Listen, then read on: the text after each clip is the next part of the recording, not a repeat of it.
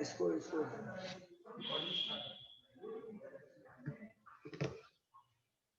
Okay okay everyone. देखो मैंने आपको बताया था कि अलग अलग स्कूल में अलग अलग तरह के चैप्टर्स आते हैं, मतलब एक ही चैप्टर को अलग अलग नेम से हम लोग देख रहे हैं, ठीक है।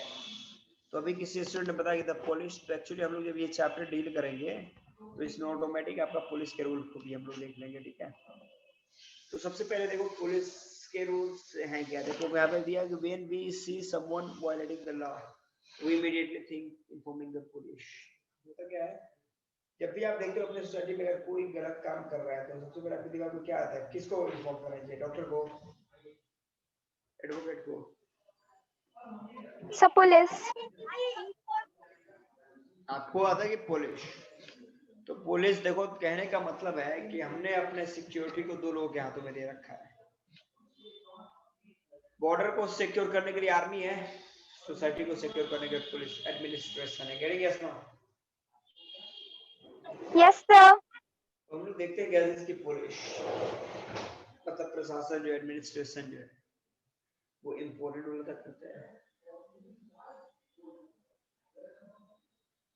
अगर कोई गलत काम कर रहा है तो उसके अगेंस्ट में अगर आपने कंप्लेन एफआईआर करा है तो पुलिस का अगर उसको पकड़ कर जाएगी, उसके ऊपर इन्वेस्टिगेशन करेगी, अगर गलत साबित होता है तो उसको पनिशमेंट मिलेगा।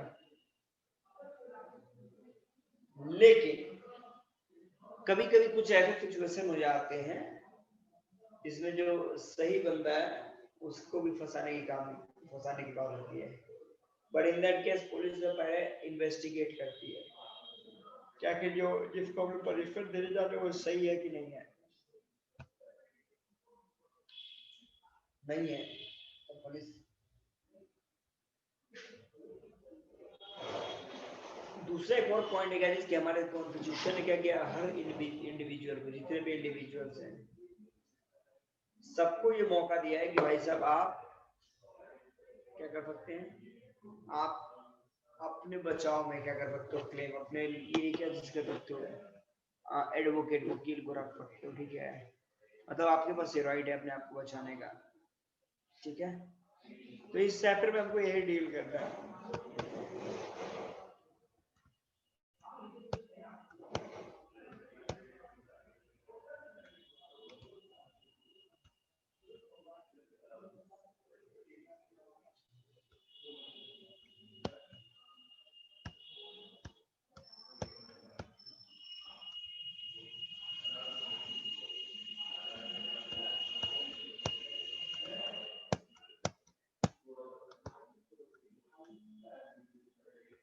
ये कार्टून में कुछ पिक्चर्स कैसे दिखाया गया है,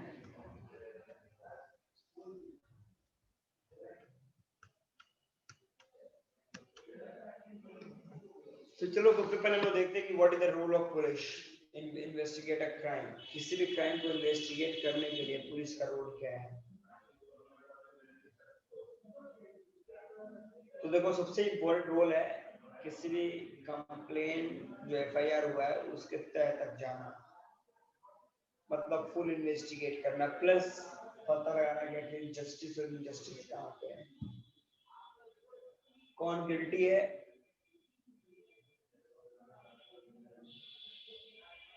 और कौन इनोसेंट है। इसमें देखो इन्वेस्टिगेशन हो चुका है, इन्वेस्टिगेशन हुआ है जिसमें जितने भी रिकॉर्डिंग्स कराए गए हैं, जो भी स्टेटमेंट है विटनेस का प्लस अलग अलग एविडेंस कलेक्ट करेगा, सबको मैच किया जाता है। फिर इन्वेस्टिगेशन जो होता है उसके बाद पुलिस जो होता है अपने ओपिनियंस को तैयार करती है। अगर पुलिस को लगता है कि एविडेंस जो है जो भी सबूत मिला है वो सब काफी है, तब पुलिस एक चार्जशीट जो है वो दाखिल करती है।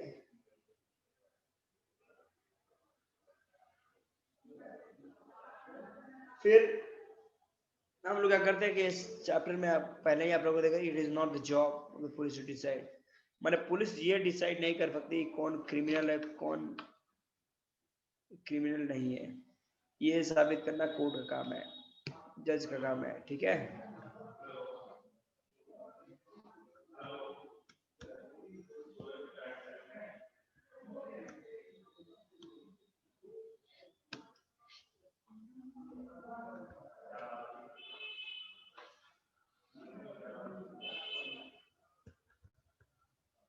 फिर आगे देखिए,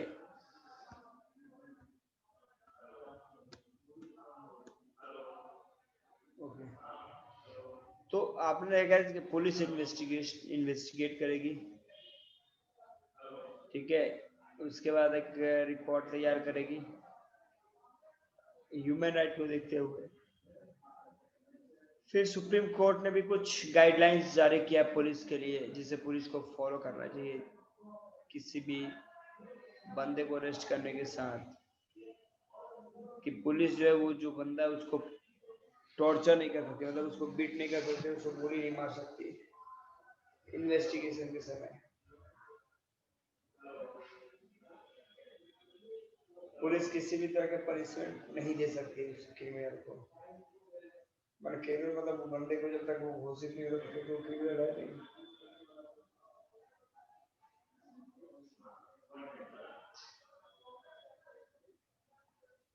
अब देखो यहाँ पे article 22,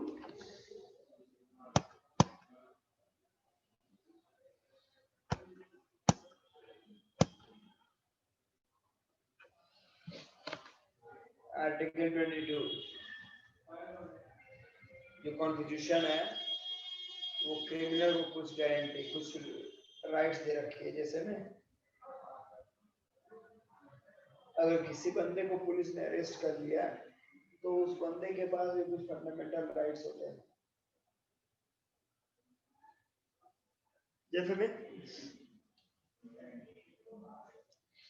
right to be inform at the time of arrest or for the offense for which the person, मतलब सपोज अगर किसी बंदे को अरेस्ट कर रहे हो तो ये उसको इन्फॉर्मेशन हो जाए कि आखिर अरेस्ट किया जा रहा है तो क्यों किया जा रहा है उसको।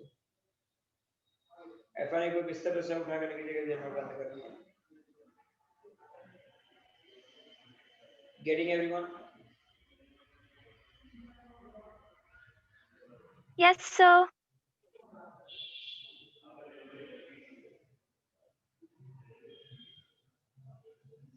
दूसरा, 24 घंटे के अंदर जिसको आपने अरेस्ट किया है उसे कोर्ट में पेश करना है। तीसरा, जिस बंदे को आपने अरेस्ट किया है उसके साथ इल ट्रीटमेंट नहीं कर सकते, मतलब उसको टॉर्चर नहीं कर सकते। इसके बाद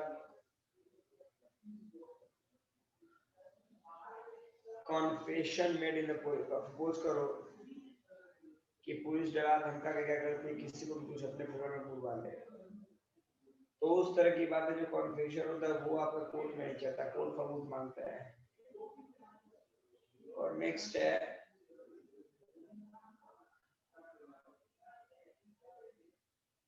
पंद्रह साल के नीचे के बच्चे या फिर कोई लेडीज हो उसको आप पुलिस स्टेशन में बुला के क्वेश्चन नहीं पूछ सकते। तो ये आर्टिकल 22 सबको समझ में आया? Yes no?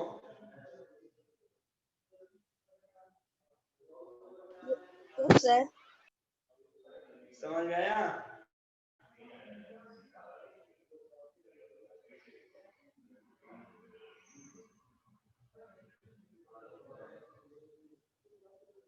स्टूडेंट समझ में आ गया आप लोगों को? यस नो बोलो जल्दी fast. Yes, sir. Yes, sir. Yes, sir. Yes sir.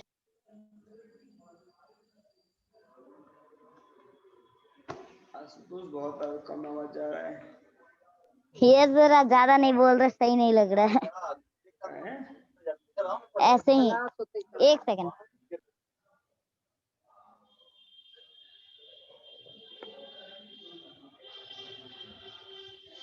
और देखो पुलिस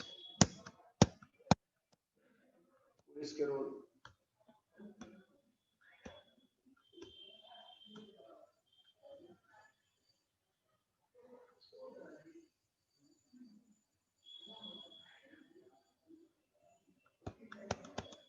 नेक्स्ट देखिए।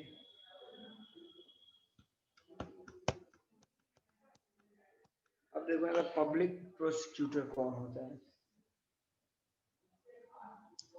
क्रिमिनल ऑफेंस, कोई भी क्रिमिनल कोई एक्टिविटी करता है तो वो पब्लिक के लिए नुकसानदायक है। इसका मतलब है क्या है कि जो भी वो एक्शन लेगा वो एक्शन से किसी न किसी को नुकसान होगा, ठीक है। तो क्लियर है कि उसको क्या करना पड़ेगा, पनिश करना ही पड़ेगा। तो देखो यहाँ पे कोई स्टोरी दिया है, उस स्टोरी को देखना होगा। कोर्ट में क्या होता है कि it is public prosecutor represent the interest of the state. मतलब पब्लिक प्रोसिक्यूटर का होता है तो वो गवर्नमेंट की तरफ से, सरकार की तरफ से ये होता है, सरकार का वकील होता है।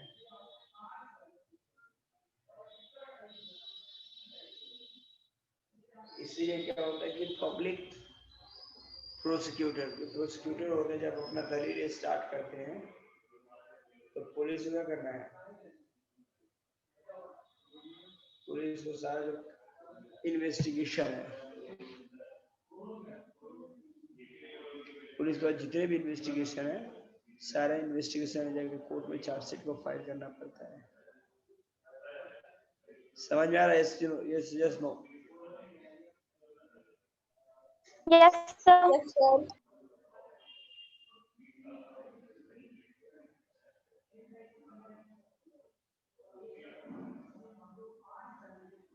पब्लिक प्रोसिक्यूटर की बात करोगे, वो स्टेट के इंटरेस्ट को रिप्रेजेंट करता है। दूसरा है कि प्रोसिक्यूटर जो होता है वो बिगेन करता है, जैसे अपने दलील को बिगेन करेगा। पुलिस जितना भी इन्वेस्टिगेशन जो लग रखी हुई है, सारा इन्वेस्टिगेशन जो चीजें वो सब कोर्ट में उसको चार्जशीट करना है। प्लस इसमें पब्लिक प्रोसिक्यूटर का कोई भी रोल नहीं इन्वेस्टिगेशन में। प्रोसिक्यूटर को ये भी क्या करना है, कंडक्ट करना है क्या चीज, prosecution on the behalf of state. As an officer of the court, it is her duty to act impartially and present the full and material fact। जैसा कि आप जानते हैं पब्लिक प्रोसिक्यूटर एकदम ठीक ठाक होते हैं, एकदम तो बड़ी ईमानदारी के साथ उनको जितने भी उनके पास रिकॉर्ड हैं, सारे रिकॉर्ड रिप्रेजेंट करने पड़ेंगे and present the full material facts witness, मतलब ये सारी चीजें, सबूत, गवाह, सब इन लोगों को लेके आना पड़ेगा। फिर देखो क्या है कि what is the role of जज। भैया जज का रोल क्या है, कोई बताएगा? ये बड़ी बोलो, जज का रोल क्या है, फास्ट।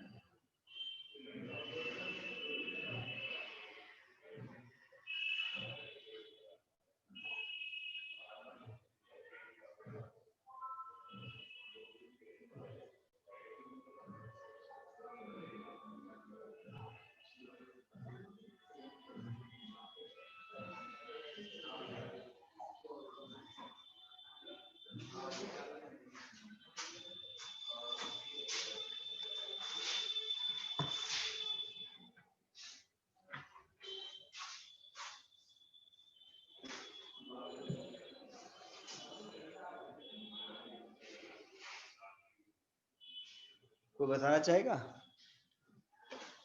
रोल ऑफ जज? Anybody?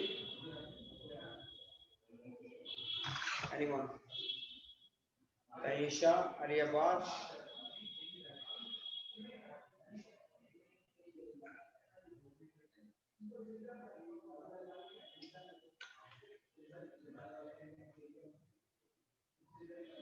Sir,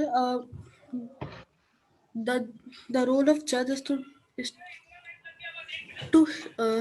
listen to all the witnesses and evidence presented by the defense and prosecution and decide whether the accused person is guilty or innocent on the basis of evidence. On the basis of evidence, okay। तो आपने बताया क्या इसकी जज का role है कि वो सारे एविडेंस को देखेगा, वकीलों की दलीलों को सुनेगा, दोनों पक्ष को सुनेगा, दोनों साइड को सुनेगा और एट लास्ट डिसाइड करेगा कि वो बंदा गिल्ट है कि नहीं। ये ना बताना चाहते हो?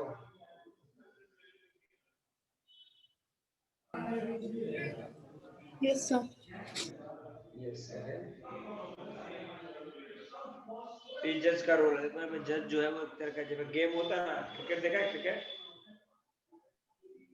Yes, sir. क्रिकेट में एम्पायर देखा ना, first umpire, second umpire, third umpire, fourth umpire. Yes, sir. Umpire का रोल क्या? Yes, sir. एम्पायर का रोल क्या होता है? To make a decisions. अगर उसने किसी को आउट करार दे दिया, उंगली को ऊपर कर दिया, अब ये बताओ उसके अगेंस्ट में कोई जाएगा?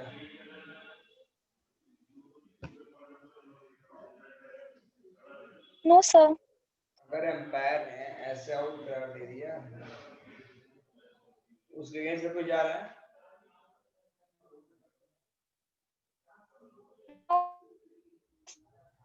No. तो जिस तरीके से क्रिकेट के लिए एम्पायर की जरूरत है, द सेम यहाँ भी दो टीमें होती है। अगर एक ने केस किया तो दूसरे के ऊपर केस किया होगा। अरे एक ऑपरेशन है, दूसरा ऑपरेशन है, तो दोनों में सही कौन है, गलत कौन है, ये डिसीजन कौन लेगा?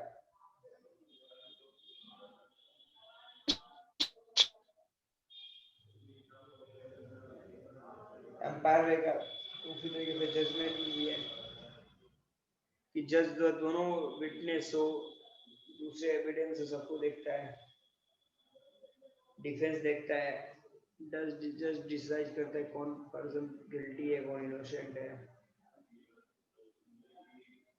पनिशमेंट कर देना नहीं देना, ये बहुत उनके हाथ में है।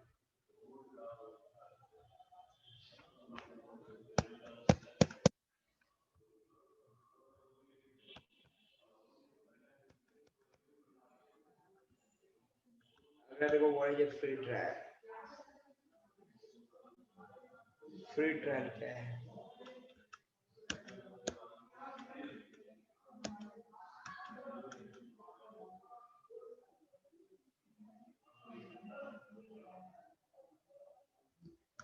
फ्री ट्रायल में देखिए,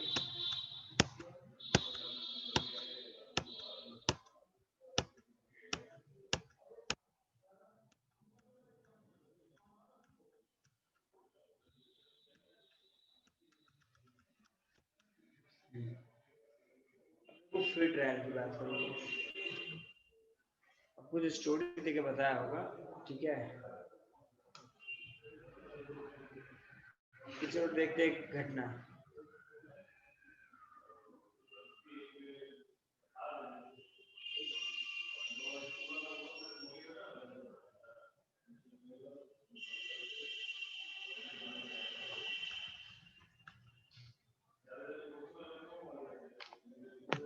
अब देखो एक फ्री ट्रायल,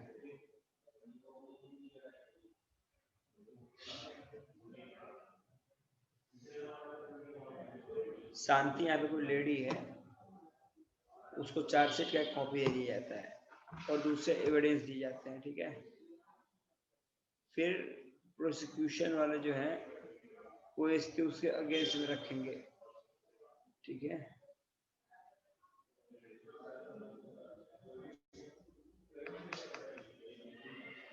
शांति की बात करोगे तो यहाँ पे सबसे पहले ये देख लो कि शांति को एक चार्जशीट की कॉपी दी जाती है जिसमें अलग अलग एविडेंसेस हैं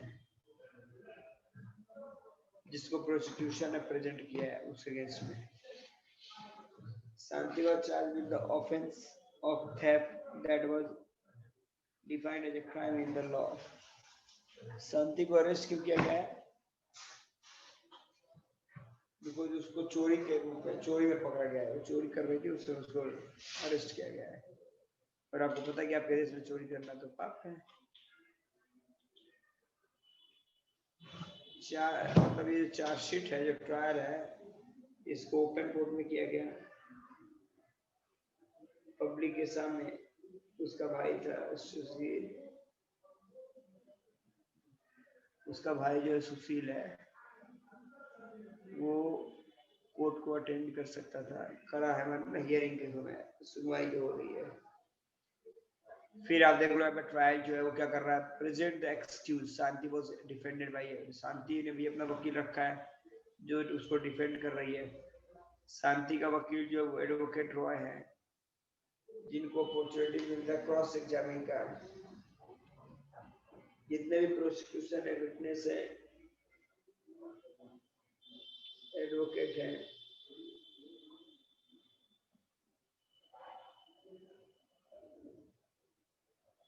इन लोगों को भी क्या किया जाए। देखो यहाँ पे मैंने क्या फिर समझिएगा, शांति को दे दिया, बता दिया भाई तुम्हारा क्या गुना है। क्रॉस एग्जामिन किया जा रहा है शांति के वकील के द्वारा। Advocate Roy was given the opportunity to present witness in शांति's डिफेंस। शांति के डिफेंस में मिस्टर रॉय जो है, एडवोकेट रॉय वो जो है वो दलील दे रहे हैं। एक कोर्ट कचहरी का बात है भाई, समझ में आ रहा है आप लोग को?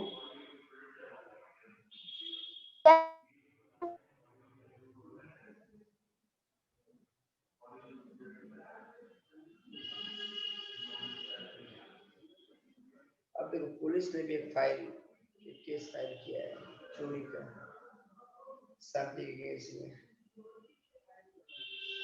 जब जो मैं करता है कि भाई ऐसा कुछ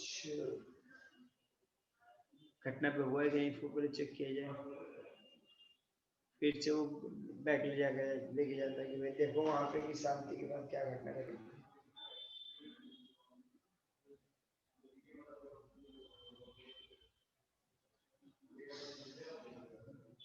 दूसरी तरफ बात कीजिएगा तो जजमेंट जो है, जज जो है वो डिसाइड कर रहे हैं मैटर को किसके आधार पे, एविडेंस के आधार पे कोर्ट में। जज डिड नॉट जंप, जज जो है इधर ज्यादा जंपिंग नहीं कर, बिकॉज उनको जो सबूत मिलेगा उसके आधार पर उनको डिसीजन लेना है।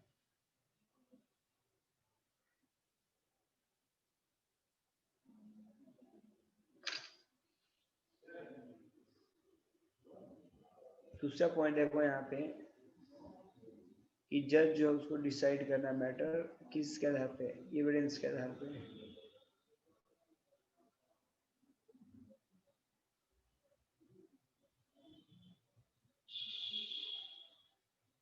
फिर यहाँ पे देखो क्या कर रहा है कि जज डिड नॉट जंप टू, मतलब जज ऐसा नहीं कि तुरंत ही कंक्लूजन पे चलेगा, पहले पूरा तरीके पे वर्कआउट करेंगे।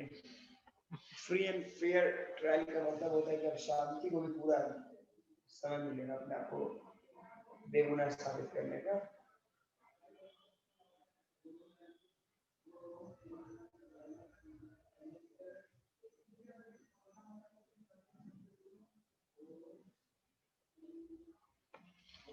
तो फेयर ट्रायल में शांति को भी मिला मौका, शांति ने भी अपने आप को प्रूव करने की कोशिश की।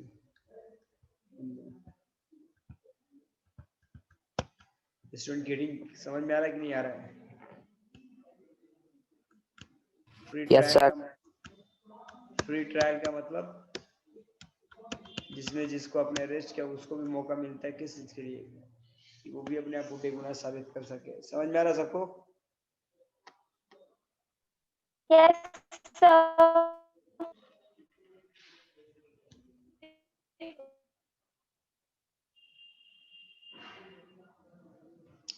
यहाँ पे एक वर्ड देखो दिया हुआ, the rule of law. The rule of law का मतलब ये क्या कहता है कि that everyone is equal before the law would not make such a sense is every citizen were not guaranteed a free fair trial by the constitution। Rule of law का मतलब कानून के सामने हर बंदा जो है वो इक्वल है, कोई किसी से कम नहीं है। तो ये कॉन्स्टिट्यूशन ने भी अधिकार दिया है आपको।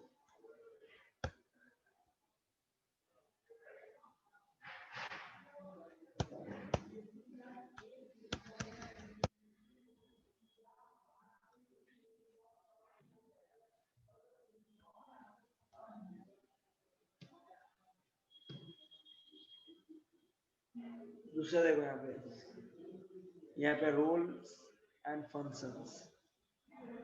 देखो पुलिस का रोल क्या है, here the witness, record the statement of witness. Public prosecutor का काम क्या है, cross examine the witness, take photograph of homes. Defence lawyer का काम क्या है? Record the evidence, arrest the fest offence.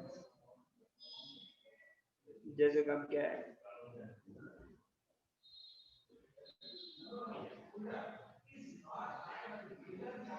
जज का काम क्या है? जजमेंट लिखना, केस पे आर्गुमेंट करना, डिसाइड करना कितने साल तक एक्यूज बाहर है उसका जेल में जाएगा, जजमेंट पास करना.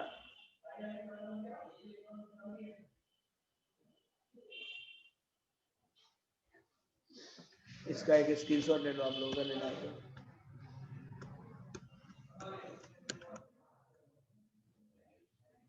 इसका स्क्रीनशॉट ले लो आप लोग. Done, sir. स्क्रीनशॉट हो गया? Yes, sir.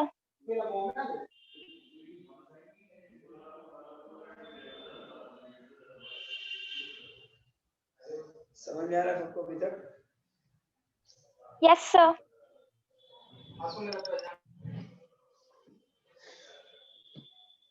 इसका स्क्रीनशॉट ले लिया आप लोगों ने?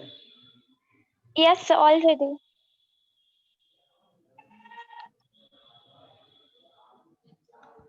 Already?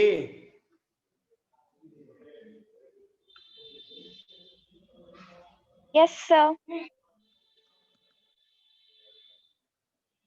Yes, sir. Excellent.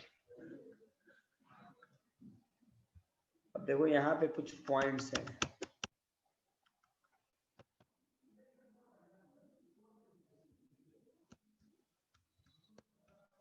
Question जाने के पहले इस पॉइंट को देख लो.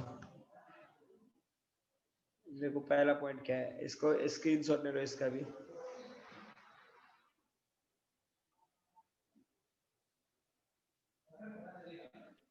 Done, sir. देखो सिंपल सा मैं तुमको बता रहा हूँ. जो एक्यूज होते हैं, एक्यूज का मतलब क्या है? अभी आपने देखा एक इंसान जिसको कोर्ट ने क्या कर दिया है, who is tried by a court for a crime. Accused का मतलब ये नहीं कि वो कोई क्रिमिनल हो गया, ठीक है, उसके ऊपर केस चल रहा है, केस फाइल है, ठीक है. जब तक केस आपका क्लियर है, फाइल नहीं हो जाएगा, तब तक उसका दोषी घोषित नहीं कर सकते. तो कोर्ट भी कोशिश कर रहा है कि उसको दोषी घोषित किया जाए. दूसरा है देखो कॉजनिएबल, मतलब इसमें आप देखते हो कि an offence for which the police may arrest a person without the permission. कभी कभी ऐसा होता है कि कुछ ऐसे केसेस होते हैं जिस केसेस में आपके जो क्रिमिनल होते हैं वो इतने डेंजरस होते हैं कि पुलिस के पास ये राइट है कि बिना कोर्ट में उनको अरेस्ट कर सकती है.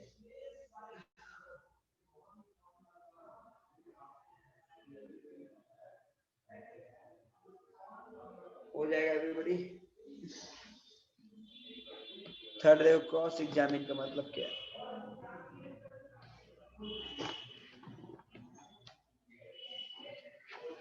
इसका मतलब इसमें देखो क्रॉस एग्जामिन का मतलब, इसमें जो आपके वकील जो एडवोकेट्स हैं वो क्या करेंगे, क्वेश्चंस पूछेंगे, सच्चाई को निकालने की कोशिश. They will try to search out क्या द रियलिटी. डिटेंशन क्या है?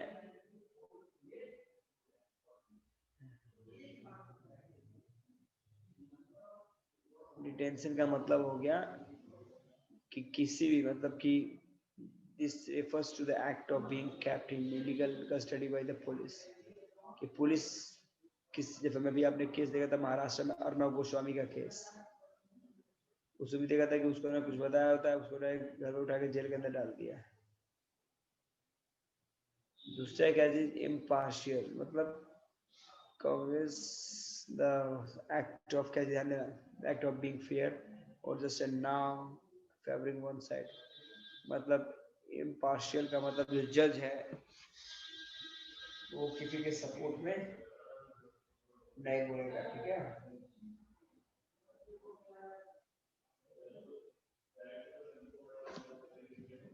फिर आगे देखो क्या, ऑफेंस। ऑफेंस का मतलब क्या, ऐसा कानून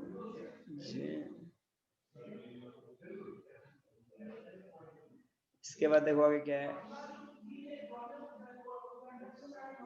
to be charge of a crime, इसमें क्या है,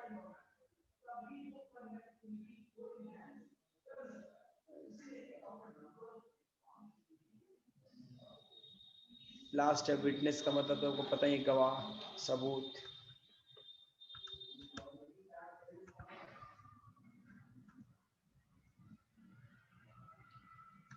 खत्म हो गया क्या सब, एवरीबॉडी? Yes, sir. फिनिश?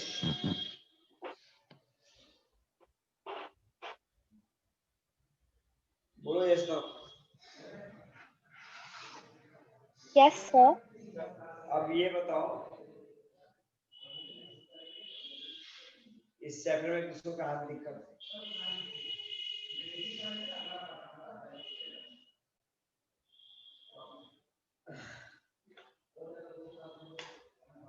इस चैप्टर में किसी को कहाँ पे दिक्कत है? एनीबॉडी?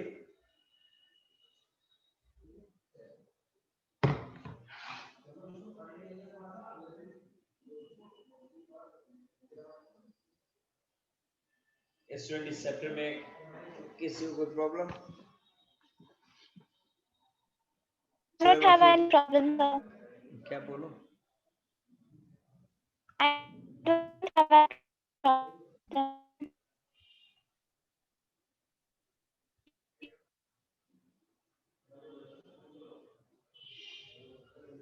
मैंने बोला कि इसमें किसी को कोई प्रॉब्लम?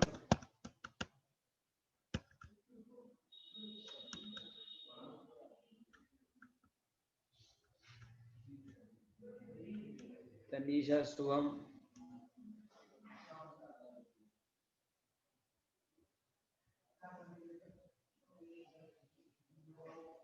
स्टूडेंट कोई प्रॉब्लम? No sir. तो एक बार मैं फिर से एक बार शॉर्ट रिकैप करते हुए चलूंगा, ठीक है? ध्यान देना।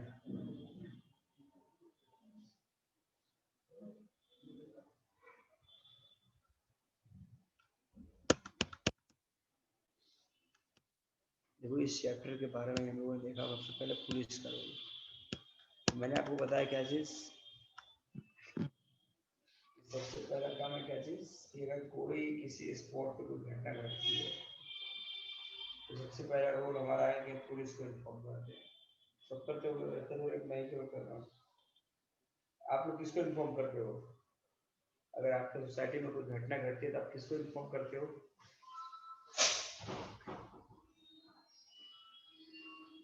किसको? एवरीबॉडी?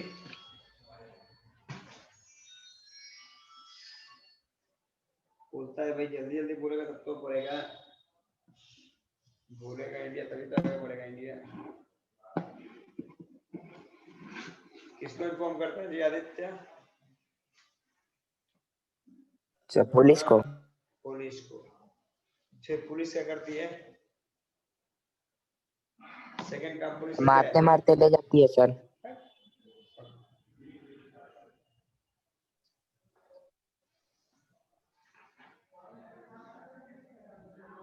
पुलिस को इन्फॉर्म करेगा तो पुलिस तुमको मारते मारते रह जाएगी। क्यों मारेगी तुमको? पुलिस के पास राइट क्या है कि तुमको मारेगी?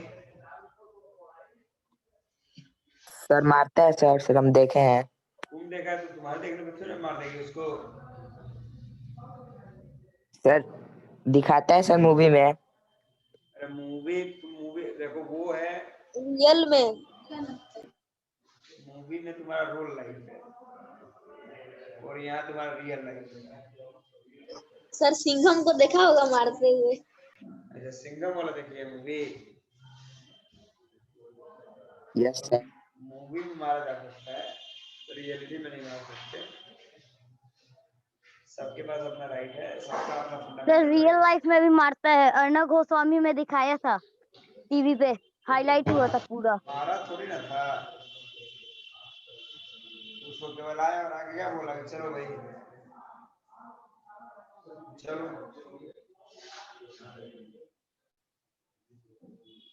अब ये नहीं जा रहा है तो इसके वजह से उनको खींच खाच करके खींचतानी करके उनको ले जाएगा, वो अलग मैटर है।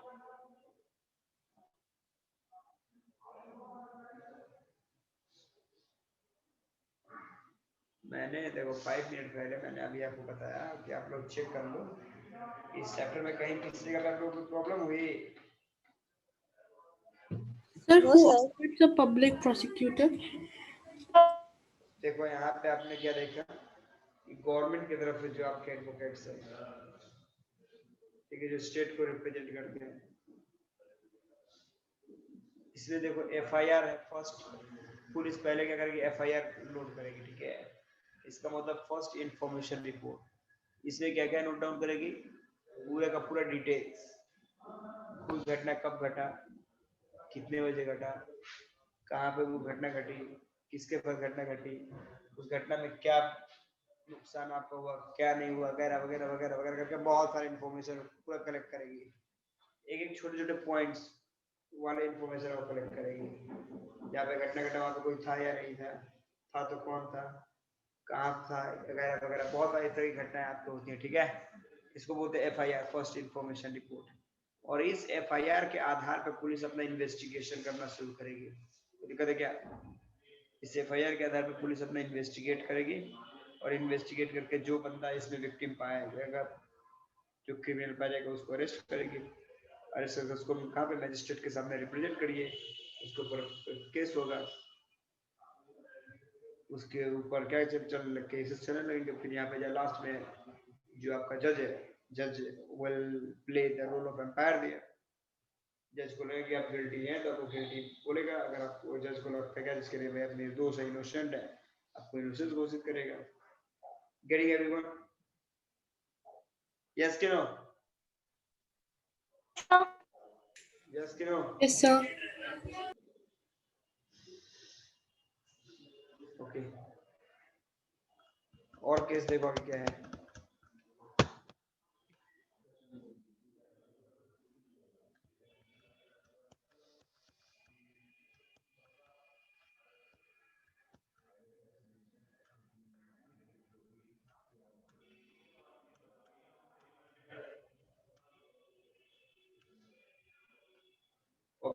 पब्लिक प्रोसिक्यूटर की बात कर लो।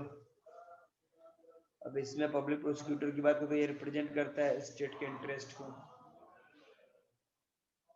पब्लिक प्रोसिक्यूटर अगर अपना वर्क स्टार्ट कर दे, दलील देना शुरू कर दे, तो पुलिस जितने भी इन्वेस्टिगेशन करके जो भी चीजों को लाई है कोर्ट में, उसको रिप्रेजेंट करना होगा।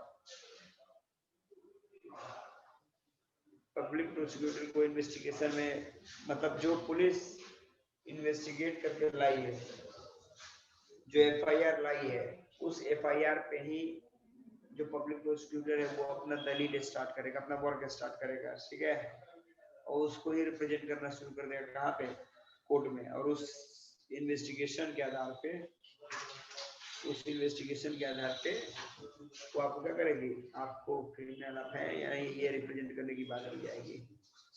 सबको समझ में आ रहा है everybody? Getting yes? Yes, sir. Everybody? Yes.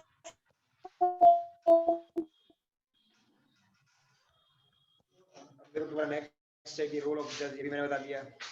तो जज के रोल में आपने क्या देखा, ये एक तरह का एम्पायर का रोल निभाता है, जैसे देखते क्रिकेट मैच जो होता है, क्रिकेट मैच में देखते हैं कि दो टीमें खेल रही हैं, दोनों टीम के बीच में जो है जज है, एम्पायर है, एम्पायर जो डिसीजन लेगा उसको दोनों टीमों को मानना होगा, 4 कर दिया तो 4, 6 कर दिया तो 6, आउट कर दिया तो आउट, जाइए घर जाइए।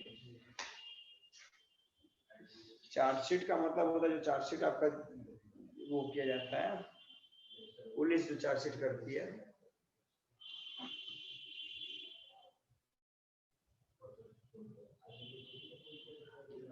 चार्जशीट मतलब पुलिस ने जो एफआईआर की पूरी पूरी लिस्ट तैयार करके रखी है उसको चार्जशीट बोलते हैं। वो चार्जशीट को आपको क्या करना पड़ेगा, कोर्ट में आपको क्या करना पड़ेगा, रिप्रेजेंट करना पड़ेगा, और चार्जशीट के आधार पर ही आगे का कारोबार पड़ेगा, मतलब आगे का एक्स्ट्रा वर्क जो है वो आपको करना शुरू हो जाएगा।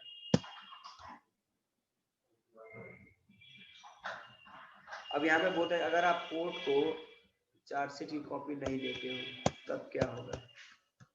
अरे जैसे मैं सपोज करो कि तुम्हारा सिलेबस है, तुमको सिलेबस जो मिला हो सिलेबस के आधार पे आपको स्टडी कर रहे हैं, अगर मैं सिलेबस ही ना दूं, बोलो कि जो मन करे वो पढ़ लो, पढ़ेगा एनीबॉडी? No, sir. तो जिस तरीके से आपके स्टडी में सिलेबस का इम्पोर्टेंस है, in the same way court में कोई केस है तो केस का जो सिलेबस है गवर्नमेंट को चार्जशीट है, उस चार्जशीट के आधार पर ही यहाँ पे केसेस आगे बढ़ेंगे। Getting everyone? Yes, sir. अच्छा, अब ये मेरे को बताओ पहले तुम लोग का सिलेबस क्या है, ये मेरे को पहले क्लियर बताओ, क्योंकि इतना चैप्टर तुम लोग का पूरा क्या क्या चैप्टर आपको पढ़ना है, स्कूल में क्या क्या बताया गया ये बताओ। सिविक्स में कितने चैप्टर? सारे चैप्टर पढ़ना है पूरे, एवरीथिंग?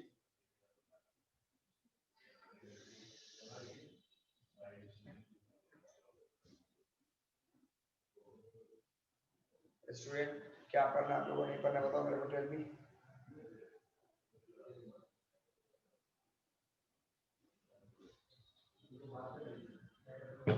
आप लोग अपना सिलेबस मेरे को पहले बताओ तो।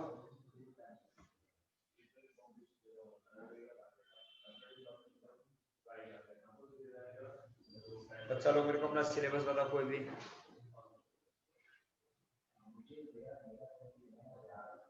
फाइनल मुझे बताओ, पूरा बुक पढ़ना है क्या? टोटल कितने चैप्टर हैं आपके पूरे बुक में ये बताओ तो।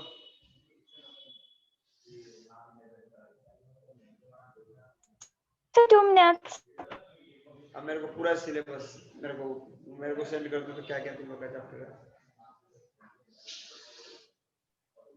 So all chapters in civics बताओ या फिर पूरे SST के? पूरे एसएसटी का बताओ।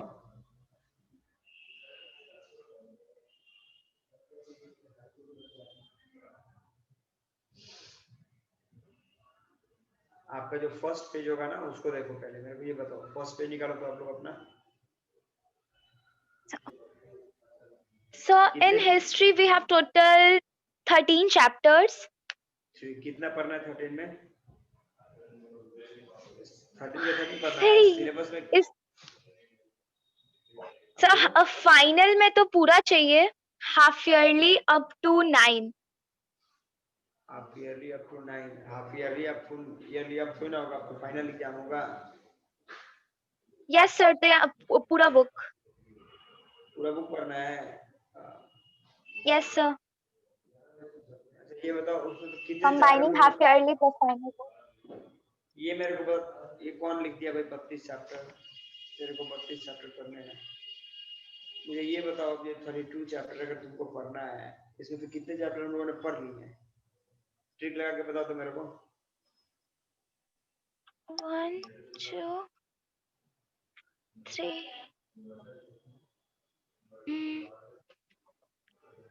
4, 1, 2, 3, 4, 5, 6, 7, 8, 9, 10, 11, 12, 13.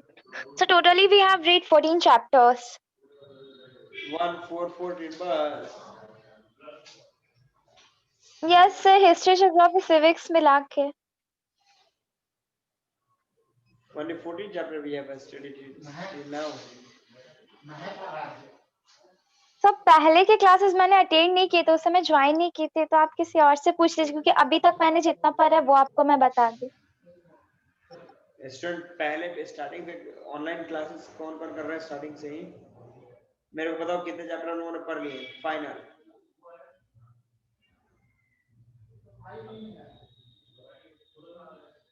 Tell me fast. Sir 19। Raunak तुम शुरू से पढ़ रहा है? Yes sir. 19 हो चुका है, और कितने चैप्टर अभी पढ़ रहे हैं हम लोग के? एक minute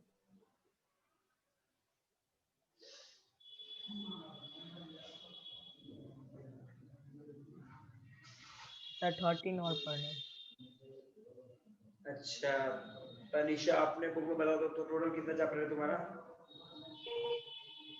sir total 2 minute 13 plus 10 plus 8 नहीं 13 प्लस 13